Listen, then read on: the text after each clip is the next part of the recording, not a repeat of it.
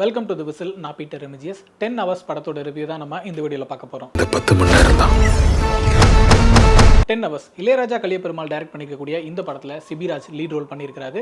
அதை தாண்டி கஜராஜ், ஜீவா ரவி, சரவண சுப்பையா இன்னும் பல நடிகர்கள் நடிச்சிருக்காங்க. இந்த படத்தோட ஸ்டோரி லைன் என்ன அப்படின்னு சொல்லி பார்த்தோம்னா, சேலம் ஆத்தூர் போலீஸ் ஸ்டேஷனில் ஒரு காலேஜ் படிக்கிற பொண்ணு மிஸ்ஸிங் அப்படின்னு ஒரு கம்ப்ளைண்ட் வருது. இந்த கேஸ் சம்பந்தமாக பேட்ரோல் போலீஸ் விசாரிச்சுக்கிட்டு இருக்கும்போது ஒரு காரில் வரக்கூடிய மர்ம நபர்கள் 3 போலீஸ் ஆஃபீஸர்ஸை துப்பாக்கியால் சுட்டுட்டு எஸ்கேப் ஆயிடுறாங்க. அதே நேரத்தில் சென்னையிலேருந்து கோயம்புத்தூர் போயிட்டு இருக்கக்கூடிய ஒரு பஸ் வந்து கள்ளக்குறிச்சியை தாண்டும் போது அந்த பஸ்ல இருக்கக்கூடிய ஒரு பொண்ணுக்கு ஒரு அபியூஸ் நடக்குது அப்படிங்கிற மாதிரி கண்ட்ரோல் ரூமுக்கு ஒரு கால் வருது. போலீஸ் அந்த பஸ் நிப்பாட்டி பார்க்கும்போது எந்த பொண்ணுக்கும் அந்த மாதிரி எந்த விஷயம் நடக்கல. ஆனா அந்த பஸ்ஸுக்குள்ள ஒரு பையன் கொல்லப்பட்டிருக்கான். ஆத்தூர் போலீஸ் ஸ்டேஷன் வரக்கூடிய சிபிராஜ் அவர்கள் இந்த 3 கேஸையும் எடுத்து விசாரிக்கிறாரு. பஸ்ல ஒரு பொண்ணுக்கு பிரச்சனை அப்படின்னு சொல்லி சொன்னாங்கல்ல, அந்த பொண்ணு யார், அவங்களுக்கு என்ன பிரச்சனை நடந்துச்சு, அந்த கால் பண்ணி சொன்னவங்க யாரு, அப்புறமா பஸ்ல செத்து கிடந்த அந்த பையன் யாரு, அதுக்கு பின்னாடி யார் இருக்காங்க, பேட்ரோல் போலீஸை சுட்டு கொண்டுட்டு தப்பிச்சு போன அந்த கேங் யாரு, இந்த மாதிரி இந்த கிரைம் சீக்வன்சஸ் ஏன் அடுத்தடுத்து நடக்குது, இந்த 3 முக்கியமான கிரைமுக்கு பின்னாடி யாரெல்லாம் இருக்காங்க, இந்த கிரைம்ஸுக்குள்ள ஏதோ ஒண்ணுக்கு ஒன்று ஏதாவது தொடர்பு இருக்குதா இல்லையா அப்படிங்கிறதெல்லாம் சிபிராஜ் அவர்கள் விசாரிக்க ஆரம்பிக்கிறாரு. இந்த கிரைம்ஸ்க்கு பின்னாடி இருக்கக்கூடிய மிஸ்ட்ரியா சிபிராஜ் கண்டுபிடிச்சாரா இல்லையா அப்படிங்கிறது தான் இந்த படத்தோட மீதி கதை. ஃபர்ஸ்ட் இந்த படத்தோட பாசிட்டிவ்ஸ் பத்தி யோசிச்சனா, முதல்ல எனக்கு தோன்ற விஷயம் என்ன அப்படின்னா, ஒரு த்ரில்லர் படம் அப்படிங்கிறப்போ அதுக்கு ஜஸ்டிஃபை பண்ற மாதிரியான ஒரு கிரிப்பிங்கான ஸ்கிரீன் பிளே ஒன்று பண்ணணும்.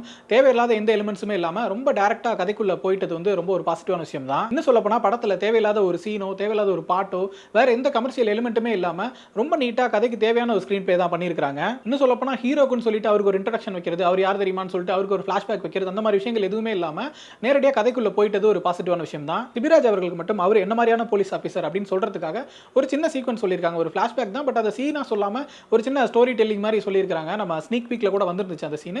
அதுவுமே ரொம்ப இன்ட்ரெஸ்டிங்காக தான் இருந்துச்சு. அடுத்ததான் இந்த படத்தோட பேசிக் ஐடியா. பொதுவாக த்ரில்லர் படம் அப்படின்னா ஒரு கிரைம் நடந்திருக்கும், அல்லது ஒரே மாதிரி பல கிரைம்ஸ் நடந்திருக்கும், அதுக்கு முன்னாடி என்ன நடந்திருக்குங்கிறத போலீஸ் விசாரிப்பாங்க அப்படிங்கிறதா கதையா இருக்கும். ஆனா இந்த படத்தோட கதையில பார்த்தோம்னா ஒரே ஏரியால வேற வேற இடங்கள்ல வேற வேற மாதிரியான 3 கிரைம்ஸ் நடந்திருக்குது. இது 3க்கும் ஒண்ணுக்கு சம்பந்தம் இருக்கானே நம்மளால சொல்ல முடியலங்கிற மாதிரி வேற ஒரு விஷயங்கள் நடந்திருக்குது. இதுக்கு பின்னாடி யார் இருந்திருப்பா, ஒரு கிரைம் பண்ணி என்ன மாதிரி மோட்டிவ் இருந்திருக்கும், யார் இதெல்லாம் நடத்தி இருந்திருப்பாங்க அப்படிங்கிற மாதிரி ஒரு பேசிக் ஐடியா செட் பண்ணியிருந்தது ரொம்ப இன்ட்ரெஸ்டிங்கா இருந்துச்சு. அதே போல இந்த ஸ்கிரீன் பிளேல வந்து நிறைய இன்ட்ரெஸ்டிங்கான எலிமெண்ட்ஸ் இருந்துச்சு. இந்த விசாரணை காட்சிகள்லையோ அல்லது அதுக்கு பின்னாடி நடக்கக்கூடிய விஷயங்கள் சின்ன சின்ன ரிவீல் ஆகும்போது அப்படின்னு சொல்லிட்டு நிறைய இன்ட்ரெஸ்டிங்கான எலிமெண்ட்ஸ் இருந்தது வந்து இந்த படத்தோட வாட்சிங் எக்ஸ்பீரியன்ஸை நமக்கு கொஞ்சம் பெட்டர் ஆக்கியிருக்குன்னு சொல்லணும். அடுத்தது இந்த த்ரில்லர் படங்களுக்கு ரொம்பவே முக்கியமான விஷயம் அப்படின்னு சொல்லணும்னா, ஸ்கிரீன் பிளே வந்து முடிஞ்ச வரைக்கும் அன்பிரடிக்டபிளா இருக்கணும். நம்மளால வந்து பெருசா அசீவ் பண்ணவே முடியக்கூடாது. இவங்க தான் அதை பண்ணியிருப்பாங்க, இதுக்கு பின்னாடி அவங்க தான் இருப்பாங்க, கடைசியில் இப்படி தான் சொல்ல போவாங்க அப்படின்னு சொல்லிட்டு நமக்கு எந்த அசம்ஷனும் வர முடியாத மாதிரி, நம்ம எந்த வகையிலும் ப்ரெடிக்ட் பண்ணிட முடியாத மாதிரி ஒரு ஸ்கிரீன் பிளே இருந்துச்சுனாவே அது நிச்சயமா ஒரு பெட்டர் ஸ்கிரீன் பிளே தான். அந்த வகையில் இந்த படம் ஜெயிச்சிருச்சுன்னு தான் சொல்லணும். பெரும்பாலும் நம்மளால எந்த விஷயத்தையுமே ப்ரெடிக்ட் பண்ணவே முடியல. அந்த சஸ்பென்ஸை வந்து கிளைமேக்ஸ் வரைக்கும் ஹோல்ட் பண்ணி கொண்டு போறதுல டைரக்டர் ஜெயிச்சிருக்காரு. ஸ்கிரீன் பிளே பத்தி பேசும்போது எனக்கு வந்து ஃபர்ஸ்ட் ஹாஃபோட செகண்ட் ஹாஃபோட ஸ்கிரீன் பிளே வந்து ரொம்பவே பிடிச்சிருந்துச்சு. ஏன்னா அந்த 3 கிரைம்ஸ் பத்தின முக்கியமான விஷயங்கள் எல்லாமே ரிவீல் ஆகிற இடங்கள் வந்து செகண்ட் ஹாஃப்ல தான் வருது. அந்த இடங்களோட ரைட்டிங்கும் சரி, ஸ்டேஜிங்கும் சரி ரொம்பவே இன்ட்ரெஸ்டிங்கா இருந்துச்சு. ஏன்னா அந்த 3 கிரைம்ஸ்க்கு பின்னாடியும் நடந்திருக்கக்கூடிய விஷயங்கள் இருக்கும்ல, அந்த 3ம் வந்து என்னவா நடந்திருக்குது, எதனால் நடந்திருக்குது, 3 எப்படி லிங்க் ஆகுது அப்படிங்கிற விஷயத்தை வந்து ரொம்ப பிரில்லியண்டா எழுதியிருக்காங்கன்னு நினைக்கிறேன். மோரோவர் அந்த மாதிரி விஷயங்கள் வந்து ரிவீல் ஆகிற இடமுமே கூட ரொம்ப இன்ட்ரெஸ்டிங்கா இருந்துச்சு. அடுத்ததா பெர்ஃபார்மன்ஸ் பத்தி பார்த்தோம்னா, சிபிராஜ் அவர்கள் வந்து ஒரு டீசென்ட்டான நீட்டான பெர்ஃபார்மன்ஸ் கொடுத்திருக்காரு.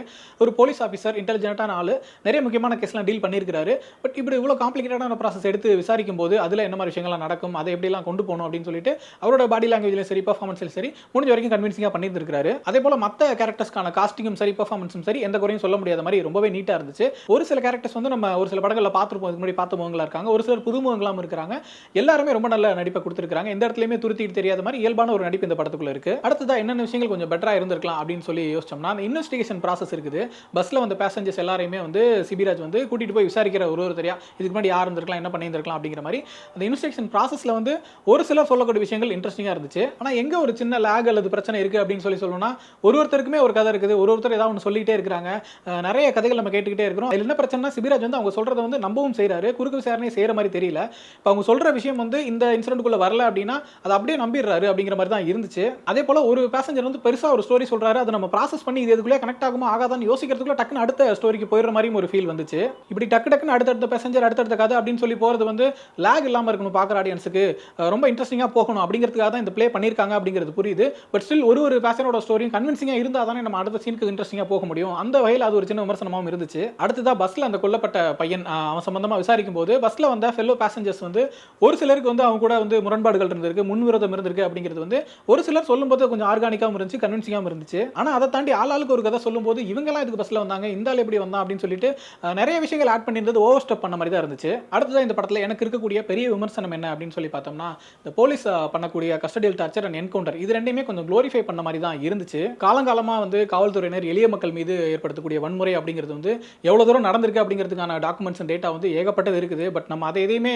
பொருட்படுத்தாம தொடர்ந்து வந்து போலீஸ் ஹீரோவை வச்சு அதை போலீஸ் வைலன்ஸை க்ளோரிஃபை பண்ணி தான் படங்கள் எடுத்துட்டு இருந்திருக்கோம். இப்போ சில வருஷங்களா தான் விசாரணை, ஜேபி மாதிரியான படங்கள் வந்து அந்த போலீஸ் டார்ச்சருக்கு பின்னாடி இருக்கக்கூடிய பாலிடிக்ஸ் அந்த மாதிரி விஷயங்கள் எல்லாமே பேச ஆரம்பிச்சிருக்கோம். இப்படியான டைம்ல வந்து திரும்பவும் வந்து போலீஸோட அந்த கஸ்டடியல் டார்ச்சரையோ என்கவுண்டரையோ ஹீரோயிக்கா காட்டி க்ளோரிஃபை பண்ற மாதிரியான காட்சிகளை வந்து நம்ம ஒருபோது அனுமதிக்கவே முடியாது. ஏன்னா ஸ்டேஷன்ல வச்சு போலீஸ் வந்து அடிக்கக்கூடிய, துன்புறுத்தக்கூடிய யாருமே வந்து குற்றவாளிகள் கிடையாது. குற்றம் சாட்டப்பட்டிருக்கவங்க தான். குற்றம் செஞ்சாங்களா இல்லையாங்கிறதே வந்து கோர்ட்டுக்கு போனதுக்கு அப்புறம் தான் தெரியும். அப்படிங்கும்போது அவங்க செஞ்சுட்டாங்கன்ற அடிப்படையிலயோ இல்லை அவங்களை ஒத்துக்க வைக்கணுங்கிற நோக்கத்தோடையோ அந்த மாதிரியான வன்முறை நிகழ்த்துற வந்து நம்ம ஒருபோதும் அனுமதிக்க முடியாது. நீங்க கேட்கலாம், அவன் தப்பு பண்ணவன் தானே, அவன் அடிக்கிறதுல என்ன தப்பு இருக்கு, அவன் துன்புறுத்தல என்ன தப்பு இருக்கு அப்படின்னு சொல்லிட்டு. இன்னைக்கு நீங்க வந்து தப்பு பண்ணவே அப்படின்னு நினைக்கக்கூடிய ஒருத்தர் நடக்கிறது வந்து நாளைக்கு வந்து எந்த தப்புமே பண்ணாத ஒருத்தர் கூட நடக்கலாம்.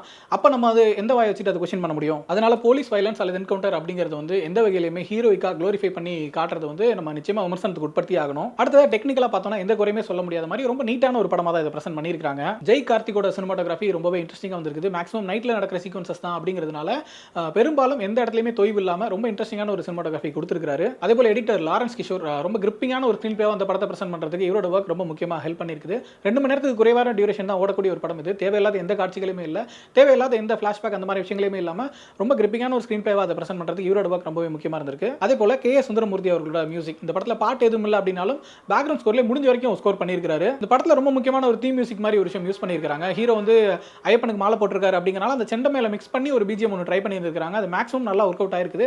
பட் ஒரு டுவர்ட்ஸ் கிளைமேக்ஸ் வந்து அது ஓவர் ஸ்டஃப் பண்ணிட்ட மாதிரி தான் இருந்துச்சு. ரிப்பீட்டடா அதை கேட்டுட்டு இருக்கிற மாதிரி ஃபீல் மட்டும் இருந்துச்சு. அதை மட்டும் தவிர்த்து இருந்திருக்கலாம். ஓவராலா டெக்னிக்கலி ரொம்ப நீட்டான ஒரு படமா தான் வந்திருக்குது. ஸ்கிரீன் பிளேலையும் சரி, கண்டென்ட்லையும் சரி, இப்போ நம்ம சொன்ன அந்த ஒரு சில விமர்சனங்களை தவிர்த்துட்டு பார்த்தோம்னா ஒரு எங்கேஜிங்கான இன்ட்ரெஸ்டிங்கான படமா தான் 10 ஹவர்ஸ் படம் வந்திருக்கு. நீங்களும் பாருங்க, பார்த்துட்டு உங்களோட ஒப்பீனியன் என்ன அப்படிங்கிறத கமெண்ட்ல சொல்லுங்க.